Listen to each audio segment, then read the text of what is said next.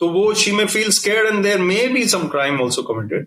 Supposing she has come out at 10:30 PM, उनका कोई genuine बात है, उनको जाना है कहीं पे, उनका कोई पिक करने आ रहा है, उनको ट्रेन पकड़नी है रात वाली, वो खड़ी है वहां पे हाउस के बाहर, तो वो सिक्योरिटी प्रॉब्लम है. And then maintenance and services have to be superb. Airport है, स्टेशन है, कोई मार्केट का टॉयलेट है, कोई उसकी क्लीनलीनेस है, वाटर सप्लाई है, all these thing need to be run professionally. तो जब हम ट्रेनिंग देंगे स्टाफ को, जब मोटिवेशन देंगे उनको, और हम रिसोर्सेज देंगे जो कि आएंगे किसी ना किसी तरह, उनको मैं यही बोलता हूं कि आप अब स्ट्रेटेजी बनाइए और आप अपना फोकस रखिए. और लेकिन 80-20 एक रूल है, ये मैं उनको बताऊंगा. 80% आप काम अपना करिए तैयारी की तरफ, 20% अपनी सेल्फ डेवलपमेंट करिए. सो डिस्कशन होती हैं बहुत सारी, और कई बार एक ड्राफ्ट पॉलिसी वेबसाइट पे भी लगा दी जाती है कि 30 डेज के बाद ये वाली पॉलिसी जो है ये इम्प्लीमेंट हो जाएगी. तब तक आपके कोई इनपुट्स हैं, कोई आपके सजेशन हैं, तो भेज दीजिए, तो हम इनको इनकॉर्पोरेट कर देंगे जो भी वैलिड है. तो आज के पॉडकास्ट में आप सभी का स्वागत है. उम्मीद है आप सबका दिन अच्छा गया होगा. तो सबसे पहले मैं अपने गेस्ट से चाहूंगा कि वो हमें अपने बारे में थोड़ा सा बताएं. हाँ, आपको पता ही है, मैं एक IAS ऑफिसर हूँ और मैं मोटिवेशनल स्पीकर हूँ. आजकल मैं यूथ के लिए ज्यादा एफर्ट्स करता हूँ उनको मोटिवेट करने के लिए. तो नर्शल में यही है. ओके, तो थोड़ी सी मैंने आपके बारे में रिसर्च की थी. तो after graduation from NIT Kurukshetra engineering में, तो आपने HCS ज्वाइन किया था, हरियाणा सिविल सर्विसेज. उसके बाद आपकी प्रमोशन हुई थी as an IAS officer in 2010, और उसके बाद आप एलोकेट हुए थे 2004 बैच में IAS के. आपके जो फादर थे वो भी IPS ऑफिसर थे. तो डू यू थिंक कि अगर फैमिली में कोई सिविल सर्वेंट हो तो उसका इम्पैक्ट पड़ता है आने वाली जनरेशन पे? दोनों ही चीजें हैं. कई लोग, ज्यादातर लोग जो आते हैं उनका कोई नहीं होता सिविल सर्विसेज में, फर्स्ट जनरेशन ही होते हैं, वो क्रैक करते हैं एग्जाम या सेलेक्ट होते हैं किसी भी सर्विस में. तो लेकिन अगर किसी के ऑलरेडी फैमिली बैकग्राउंड है तो उनको थोड़ी प्रिपरेशन होती है कि ये किस टाइप की लाइफ है, और उसका ही डिफरेंस है. उसके अलावा कोई भी करियर है उसमें, अगर कोई किसी के फादर बैंकर है और वो बैंकर बनता है, किसी के फादर एडवोकेट है वो एडवोकेट बनती है बेटी, तो उनको पता है कि क्या ट्रेंड है उस लाइफ का. तो वो एडवांटेज डिसएडवांटेज दोनों होते हैं. ओके, तो how do you think the role of civil servants has evolved over the years, और क्या क्या challenges do you foresee for the future generation of IAS officers? That's a good question. So basically it has evolved very rapidly in the last few decades. Technology की वजह से बहुत rapidly evolve हुआ है. एक तो सोशल मीडिया पे expectation बहुत हाई हो गई है. पहले जमाने में कोई घर पे बैठा हुआ एप्लीकेशन भेजता था किसी ऑफिस में, तो वो खुद या तो लाइन में लगे या कोई और जाता था. वो एप्लीकेशन का क्या हुआ पता नहीं होता था. वो रिसीट भी हमारे पास है, फिर हम लेके रिसीट दिखाते थे कि ये मेरी रिसीट है, ये नहीं पता कि क्या हो रहा है. तो ट्रांसपेरेंट इतना नहीं हो पाता था. कई ऑफिसेज फिर भी मजबूत थे और क्विक थे, और वो ऑफिसर पे बहुत डिपेंड करता है जो हेड कर रहे हैं. स्टाफ भी अच्छा होता था कई बार, तो वो लोग क्विकली काम कर देते थे, लेकिन बहुत ज्यादा कुछ क्लैरिटी नहीं होती थी जब तक कोई चिट्ठी ना आ जाए या जब तक कोई फाइनल ना हो जाए. अभी क्या है कि आप स्टेप बाय स्टेप, जैसे कोरियर है आपका, आप उसको ट्रैक कर सकते हैं. इसी तरह आप अपनी एप्लीकेशन को ट्रैक कर सकते हैं. अब आपकी पासपोर्ट की एप्लीकेशन अब SSP ऑफिस पहुंच गई वेरिफिकेशन के लिए, अब वो लोकल पुलिस स्टेशन में पहुंच गई, अब वो वेरीफाई हो गई, अब वो पासपोर्ट ऑफिस पहुंच गई वापस. अब उसके बाद एक इशू होने वाला है पासपोर्ट, अब इशू हो गया है, अब वो ट्रैक करो. तो बेसिकली टेक्नोलॉजी की वजह से सिविल सर्विसेज का जो एक सर्विस डिलीवरी है वो चेंज हो गया है. सिविल सर्वेंट्स की लाइफ आसान भी हो गई है इसकी वजह से, और मुश्किल भी हो गई. वो मुश्किल इसलिए हो गई है कि you have to be always on. You are human beings. Civil service officers भी ह्यूमन बींग्स है, लेकिन always they have to be on, they have to be alert, and then they are also subject to scrutiny. और फिर उनकी private life कुछ होती नहीं है, किसी भी टाइम फोन आ जाता है, कुछ भी होता है. ये चैलेंज है. उसके अलावा मुझे लगता है एक्सपेक्टेशंस भी बढ़ गए हैं इसकी वजह से. तो कई बार हमें काम सिविल सर्विसेज में करना पड़ता है इमीडिएटली, जबकि पहले रूटीन में एक हफ्ते में चीज होती थी, अब वो 2 दिन में होनी चाहिए. लेकिन इसका फायदा यह है कि सोसाइटी को, लोगों को, they get the services quicker than earlier, but sometime the pressure is too much on the civil service officer, ये चेंज हो गया। ओके, तो as an ex IAS officer कोई स्पेसिफिक मोमेंट या एक्सपीरियंस जो आपने एक्सपीरियंस किया हो had the most profound impact on your perspective and understanding of governance? हाँ, एक चीफ मिनिस्टर ने मुझे कहा जब मैं ज्वाइन करने गया था एक SDM की पोस्ट पे, तो उन्होंने कहा कि आप गरीब का ध्यान रखना। तो मैंने एक्सपेक्ट नहीं किया था क्योंकि पॉलिटिशियन थे, वो कर्टसी कॉल के लिए मैं गया था। सारे ऑफिसर्स मिलते ही हैं तकरीबन एक एक करके, तो मैं मिलके आया तो उन्होंने कहा कि ठीक है गरीबों का ध्यान रखना। उन्होंने ये नहीं कहा कि हमारी पार्टी के लोगों का ध्यान रखना। तो मुझे बड़ा प्रेरणा मिली इस बात से कि इन्होंने कोई ये सेल्फिश बात नहीं की, इन्होंने एक इंस्पायरिंग बात की। तो गरीब व्यक्तियों को हेल्प करना मैंने काफी एक अपना एम बनाया। मेरे फादर भी यही करा करते थे, कहा करते थे, और रुझान यही रहा कि सर्विस। तो मुझे उससे प्रेरणा मिली। एक एपिसोड और बताऊंगा जिसमें किसी ने शाबाशी दी कि आपने बहुत अच्छा काम किया। मीटिंग में बोला उन्होंने, बड़ी मीटिंग थी, उसमें 150 अफसर बैठे हुए थे मान लीजिए। मैं कहा कि भाई ये बहुत अच्छा काम विवेक ने किया है। तो फिर इन चीजों से एक प्रेरणा मिलती है, और फिर हम जाके जब काम करते हैं पब्लिक के लिए, तो अभी तो मैंने रिजाइन किया 6 साल पहले, लेकिन जब तक मैं सर्विस में रहा मेरा यही रहा कि सर्विस डिलीवरी और पब्लिक वेलफेयर सबसे पहले। ओके, तो जैसे अगर टेक्नोलॉजी की आपने बात की, तो अगर टेक्नोलॉजी का इस्तेमाल करना हो to enhance the government services, तो टेक्नोलॉजी किस तरीके से इम्पैक्ट कर रही है? थोड़ा डिटेल में बता सकते हो इस चीज के बारे में? तो टेक्नोलॉजी, हाँ, उसमें क्या हो रहा है, एक तो गवर्नमेंट की वेबसाइट्स नहीं होती थी 20 साल पहले। अब क्या है कि आपकी जनरेशन को कहीं भी कुछ करने के लिए पहले आप जाओगे उस डिपार्टमेंट की वेबसाइट, या even more than that you will go to an aggregator, जिसको बोलते हैं एग्रीगेटर, लाइक लेट अस से समथिंग लाइक इवन स्विगी। वो कोई डॉक्यूमेंट गवर्नमेंट के नहीं बताएगा, लेकिन वो कितनी चीजें कर देता है स्विगी। कोई आपने शॉपिंग करनी है वो कर देता है, आपका रेस्टोरेंट से फूड आ जाता है। आपको ये भी पता होगा कि अगर आपकी कोई पेंसिल घर पे रह गई, पेंसिल नहीं चलो ID कार्ड घर पे रह गया, तो वो स्विगी का पर्सन ले आएगा। तो इसी तरह एग्रीगेटर्स गवर्नमेंट सर्विस के भी आ गए, जो कि आप जाएंगे, आप सर्च करेंगे पासपोर्ट सर्विसेज, तो वो आपकी वेबसाइट खुल जाएगी। साथ में कोई ऑफिशियल वेबसाइट के साथ साथ एक और आउटसोर्स्ड एजेंसी खुल जाएगी, वो आपके बाकी काम करा देगा। इसी तरह जैसे मेक माई ट्रिप है, मेक माई ट्रिप आपका रेलवे टिकट बुक कर देगा, जबकि रेलवे टिकट गवर्नमेंट है। और जो आपकी लास्ट की जो स्टेप है, उसमें लास्ट स्टेप है रेलवे टिकट में, उसमें आपको IRCTC पे लॉग इन करना पड़ता है, जो गवर्नमेंट वेबसाइट है। उससे पहले मेक माई ट्रिप ने आपका काम आधा से ज्यादा 90% कर दिया है। तो basically what I am trying to say is के सर्विस डिलीवरी में बहुत चेंज हुआ है। टेक्नोलॉजी में अब आपको वेबसाइट का एड्रेस भी पता नहीं होना जरूरी। आपने सिर्फ टाइप किया राशन कार्ड, फैमिली ID, आपने टाइप किया बर्थ सर्टिफिकेट, तो you know what to do. So all these things have facilitated the citizen a little more. मैं जब डायरेक्टर IT चंडीगढ़ में था 2000 to 2006, उस टाइम हमने ई संपर्क सेंटर्स बनाए, और ई संपर्क सेंटर्स पे लोग जाके सर्विस डिलीवरी कराते थे। लेकिन अब उसमें जाने की जरूरत नहीं है, कई चीजों के लिए आप घर बैठे वो करा लेते हैं। तो I think trends have change, then lots of things are easier because of that. Income tax return के लिए पहले लाइन में लगना पड़ता था, लास्ट डे है सब लोग लाइन में लगे हैं, अब ऑनलाइन सबमिट कर रहे हैं हम, तो लाइन की जगह ऑनलाइन आ गया है, तो इससे बड़ा फर्क पड़ गया। और कई चीजें और आसान हो गई हैं पब्लिक के लिए। RTI है, then all the judgements of the high court they available on the, और any court are available on the website. तो आई थिंक ये चीजें टेक्नोलॉजी का फायदा हो गया है। और नुकसान ये हो गया है कि बहुत ज्यादा कई बार सिविल सर्विसेज ऑफिसर्स को प्रेशर हो जाता है, इसकी वजह से काम करने में वो डरते हैं। उनको लगता है कि ये चीज तो वेबसाइट पे चली जाएगी, मैं इस पे फाइल पे भी नोटिंग जो लिख रहा हूँ कोई RTI में ले लेगा। तो वो बोल्ड, जो कोई किसी ने कुछ लिखना होता था कि जैसे मान लीजिए ये प्रोजेक्ट जो आप कर रहे हैं ये गलत है, इसको नहीं करना चाहिए हमें, इसमें बहुत ज्यादा खर्चा है, तो ऑफिसर एक लिख सकता था फाइल पे। अब वो थोड़ा सा डर जाते हैं ये लिखने के लिए ऐसी चीजें, क्योंकि बाद में अगर गवर्नमेंट देखती है या कोई देखता है तो वो it can be taken the other way round. So ये चीजें हैं, और करने में भी कई बार डर जाते हैं कि ये चीज हम नहीं कर पाएंगे क्योंकि बाद में कोई कहेगा ये गलत किया तुमने। तो even with honest intention sometime वो हेजिटेट करते हैं, तो ये बात है।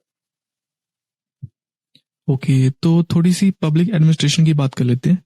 आपको क्या लगता है कि what are the most pressing issues in public administration, जो आपको लगता है कि विच नीड्स अर्जेंट अटेंशन या इनोवेटिव सॉल्यूशंस? एब्सोल्युटली. इसमें क्या है कि women empowerment is one, farmers welfare is another, underemployment is another, then you can say infrastructure and service delivery is another. ये सब बड़े मेजर प्रोजेक्ट्स हैं, मेजर एस्पेक्ट्स हैं हमारे नेशन इंडिया के. सभी कंट्रीज में कुछ ना कुछ हद तक ये सभी प्रॉब्लम्स हैं, लेकिन इंडिया में कुछ ज्यादा हैं. अब जैसे सेफ्टी ऑफ वुमेन ही ले लीजिए आप, एक चीज ले लेते हैं एग्जाम्पल. तो आपने जैसे कोई स्लम एरिया में या इवन कॉलोनी में, शहर में कोई लेडी बाहर निकल रही है, तो जब तक कोई सिक्योरिटी गार्ड या कोई प्रॉपर प्रोसीजर वहां पे नहीं है सिक्योरिटी का, तो वो शी में feel scared and there may be some crime also committed. Supposing she has come out at 10:30 PM, उनका कोई जेन्युइन बात है, उनको जाना है कहीं पे, उनका कोई पिक करने आ रहा है, उनको ट्रेन पकड़नी है रात वाली, वो खड़ी है वहां पे हाउस के बाहर, तो वो सिक्योरिटी प्रॉब्लम है. तो दीज सीसीटीवी से थोड़ा फर्क पड़ा है. लेकिन मुझे लगता है कि इंडिया को इन चीजों को पब्लिक एडमिनिस्ट्रेशन के जरिए we need to create more awareness in the public. School college students के जरिए हम पेरेंट्स को मैसेज पहुंचाएं कि आप जैसे रेड लाइट क्रॉस ना करें, जैसे गार्बेज लिटर ना करें, जैसे एनवायरनमेंट फ्रेंडली चीजें करें इंस्टेड ऑफ एनवायरनमेंट खराब करने वाले, जैसे कोई स्मोक है या पराली बर्निंग है, जो भी है. तो इस तरह का हमारी सोसाइटी में एक वेव ऑफ इंफॉर्मेशन जानी चाहिए. उसके लिए administration will have to lead and coordinate with students and other members of the society. मुझे ये लगता है कि India is improving, many things are improving in India, but disparity is also there between rich and poor, between knows and those who know and those who don't know the details of life and governance. So we need to create more awareness.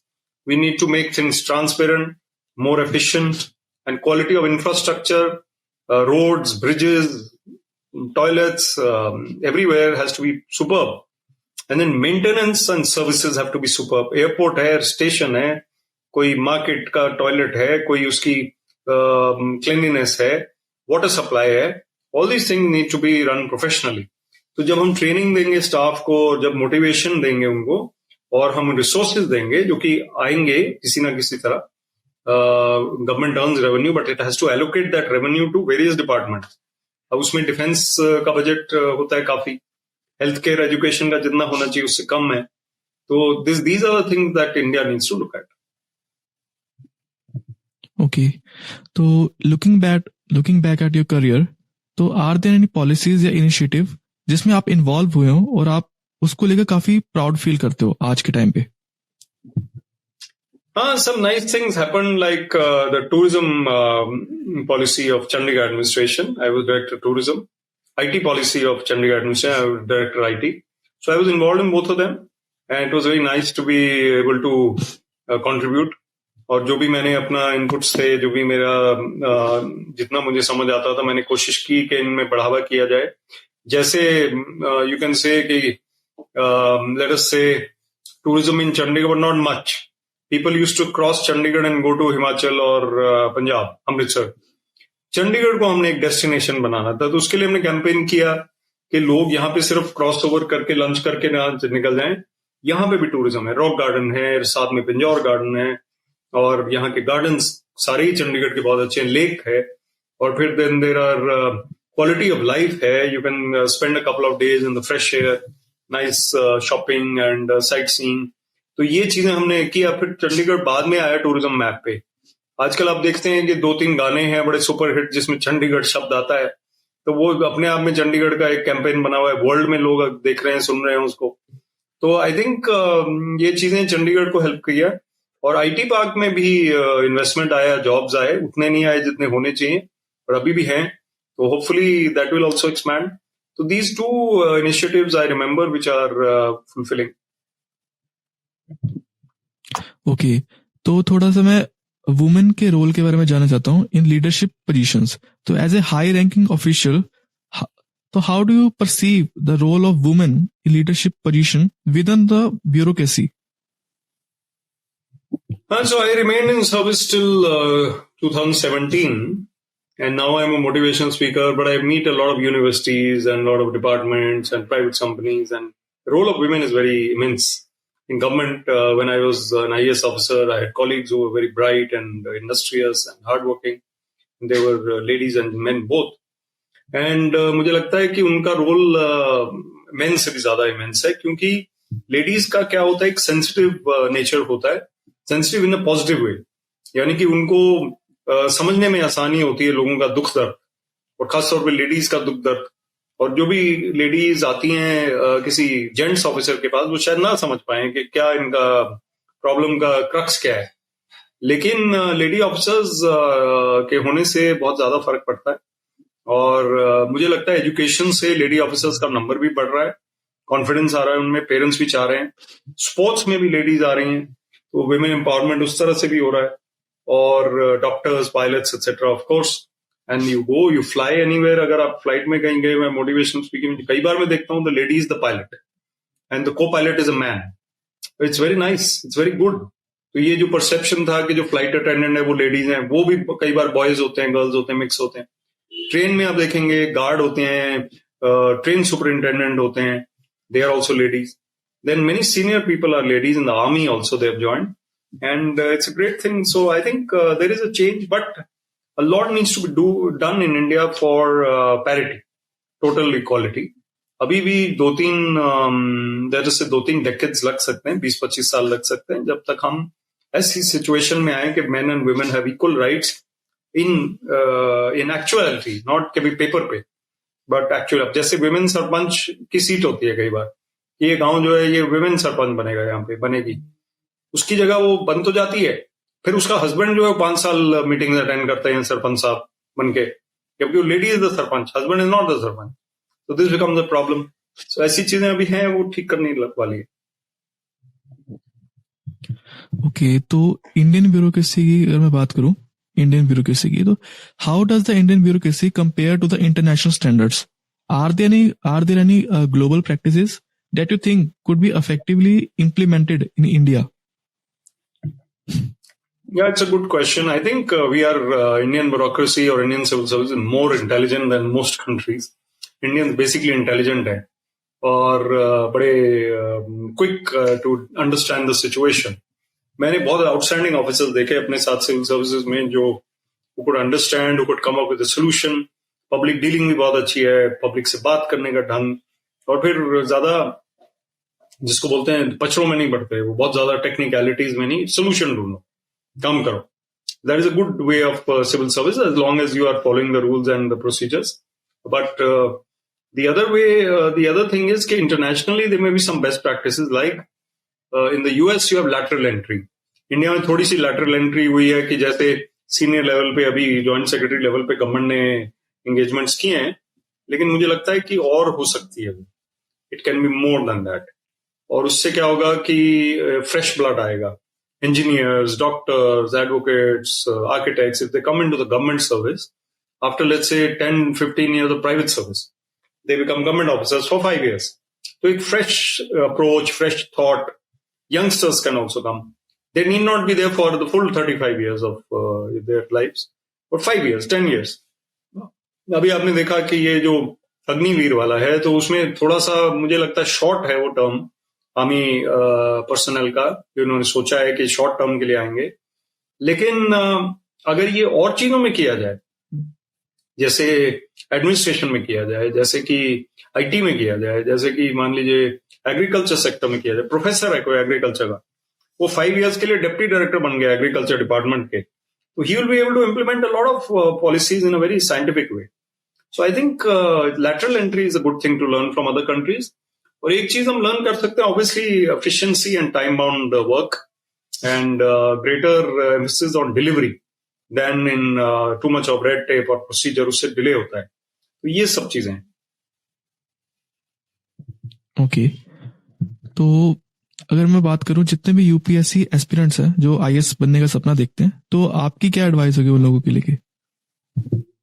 हाँ, तो मैं क्योंकि Haryana civil service से IAS में आया, लेकिन मैंने भी मेन एग्जाम दिया 3 बार प्रीलिम्स क्लियर करके, और उसके बाद मेरे फादर की डेथ हो गई, तो उन्होंने मुझे नॉमिनेट कर दिया गवर्नमेंट ने हरियाणा सिविल सर्विस में। और फिर उसके 17 years के बाद मैं आईएएस में आ गया, जैसे आपने बताया, तो आईएएस में भी रहा, फिर रिजाइन कर दिया। मुझे लगता है यूपीएससी एस्पिरेंट्स को स्ट्रेटेजी बनानी चाहिए। अभी मैं मेंटर करता हूँ, हमारी एक अकेडमी है विवेक आईएएस करियर अकेडमी, और मॉक इंटरव्यूज भी हम करते हैं और स्टूडेंट्स को मेंटर करता हूँ जो प्रिपेयर कर रहे हैं।